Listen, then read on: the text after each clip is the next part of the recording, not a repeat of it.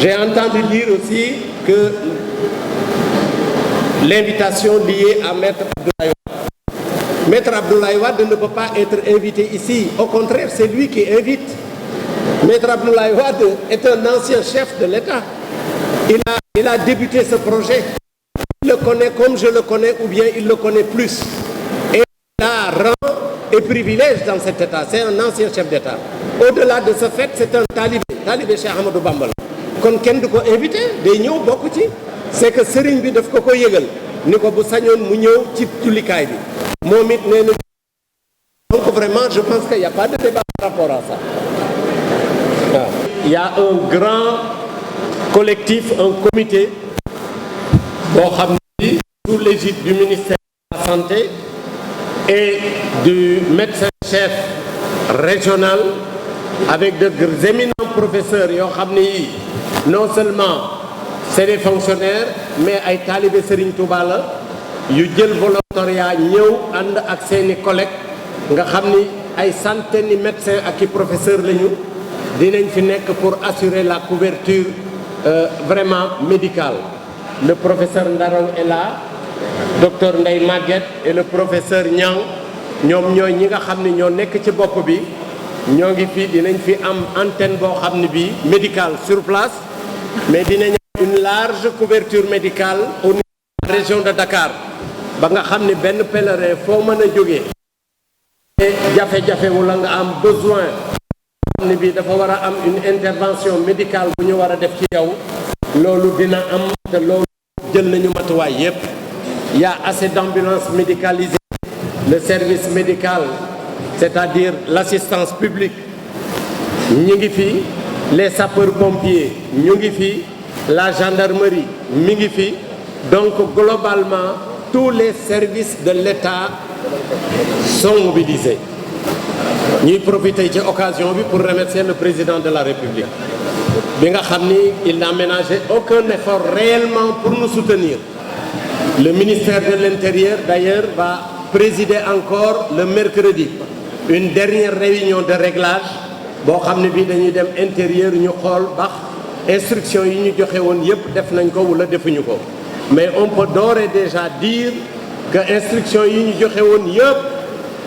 mat na sur le plan de la sécurité,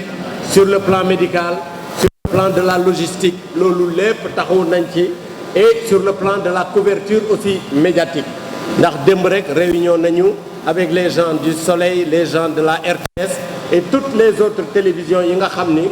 l'État même les convie à une réunion le lundi à 15 heures parce que xam ngeen sécurité ak télévision ñoom ñooy liggéey. Il voudrait vous montrer le lieu, l'intérieur, wax leen naka lañ fi mën a liggéeyee parce que dinañ fa am d'éminentes personnalités yoo xam ne yi suñu ay gan lañu. Alors ba nga xam ni bii bu ko defee yéen di ngeen mën a liggéey seen liggéey convenablement ñoom it dinañ mën a liggéey seen liggéey convenablement. Le lundi ça sera dans l'après-midi. On m'a signalé tout à l'heure que l'architecte était en voyage, il est là, notre ami Maïssa Touré, Maïssa Jojo Touré. C'est lui qui a la chance et le privilège de nous faire ce beau travail, ce bijou. Il l'a fait, il l'a bien pensé. Parce que ku fi dugg di nga xam ni on n'a aucun complexe avec ce qu'on voit à l'extérieur. La ñuy gis Makka di ko gis Madina di ko gis dans les pays asiatiques, les pays arabes et ici en Afrique ku dugg fii di nga xam ni l'architecture est une architecture très pensée, une architecture qui est très collée aux réalités même architecturales de ce pays. Nga xam ni vraiment boo fi duggee di nga xam ni fii c'est un lieu culturel et cultuel ba nga xam ni bii lépp luy islam lépp loo xam ni lii c'est une beauté te boo demee ci dëkk islam yi fekk ko fa mi ngi avec bien entendu toutes les commodités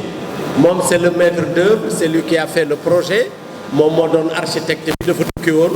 xaw ma ni woon c'est kenn dinaa ko annoncer. Il y a Mamour qui est à sa gauche moom c'est le permanent qui est là au niveau de la commission technique parce qu'au départ on a créé des commissions dans tous les domaines. On a créé des commissions yooyu globalement ñoo ànd di réunion di réaliser lii ba mu egsi fii ñu confier les travaux à la grande entreprise que je rends hommage d'ailleurs au passage muy le consortium d'entreprises du Sénégal muy CDE qui est dirigé par Adat et les Chemali et autres avec vraiment des techniciens de très haut niveau et surtout même je donnerai par exemple nuñ koy waxee te sax mention spéciale à la gente féminine qui est là qui est constituée d'une équipe d'ingénieurs femmes et qui ont pu réaliser tout cela donc je fais un grand chapeau à ces dames-là qui ont participé à cela donc lii mooy li nga xam ne lii en ramassé moom lañ leen bëggoon a wax bu fekkee ni am na lenn loo xam ne ni fàtte nañ ko ci ngeen bëgg ko laaj je suis à votre disposition mais le programme globalement ni ma leen ko waxee en ramassé comme am nañu assez de programme dinañ leen ko jox yéen la presse bu ko defee dans vos relations ngeen mën ko exploiter. waaw y a invité yi parce que y a des pays qui ont confirmé mais il y a des pays qui n'ont pas encore confirmé mais de toute façon on les verra ku confirmer rek dinañ leen wax tel pays a confirmé pour venir mais dafa daje ak un événement aussi qui est un événement politique assez important parce que ku ne xam na ni aux Nations Unies l'Assemblée générale des Nations Unies ñoo ngi koy tenir. Le président Macky Sall d'ailleurs va partir après-demain. Il va assister à l'ouverture avec tous ses homologues. Ne bu dul woon période bi tous les chefs d'État de la région et même des pays islamiques dinañu ñëw ñoo ngi def nag ay pexe bu fekkee ni am nañu benn possibilité nee nañu dinañu ñëw